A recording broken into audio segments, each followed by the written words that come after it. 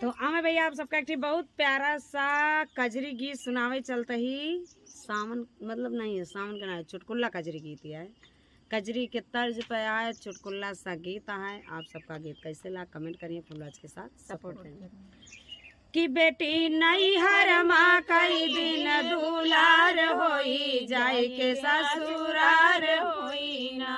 बेटी नहीं हर माँ कई दिन दुलार होई जाए के ससुरार होई ना।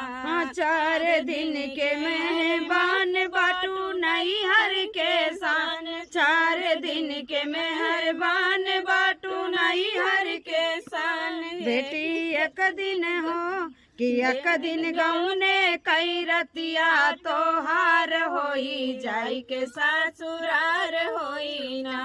एक दिन गौने कई रतिया तोहार होई जाई के ससुरार होई ना।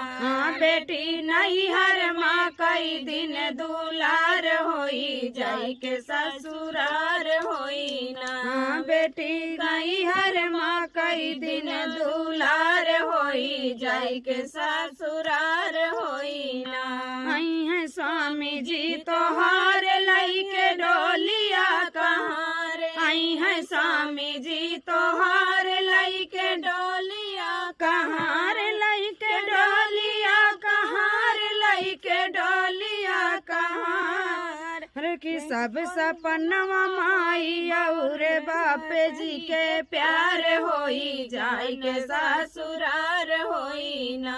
सब सपनवा माई और बापू जी के प्यार होई जाई के ससुरार होई ना। बेटी नहीं हर माँ कई दिन दुलार होई जाई के ससुरार होई ना। छूटी जाई है मेल खेल सब साखिया सहेल। छूट जाई है खेल मेल सब साखिया सहेल। छूट जाई है खेल मेल सब साखिया सहेल। सब साखिया सहेल सब साखिया सहेल। बड़ी मुश्किल से हो बड़ी मुश्किल से भेंटया कवार होई जाई के ससुरार होई ना। बड़ी मुश्किल से भेंटया कवार होई जाई के ससुरार होई ना। बेटी नहीं हर माँ कई दिन दुलार होई जाई के ससुरार होई ना। तो भैया ये तो बेटियों के लिए परंपरा है कि उनको ससुराल जाना पड़ेगा, चाहे वह 18 साल में जाए चाहे 20 साल में जाए।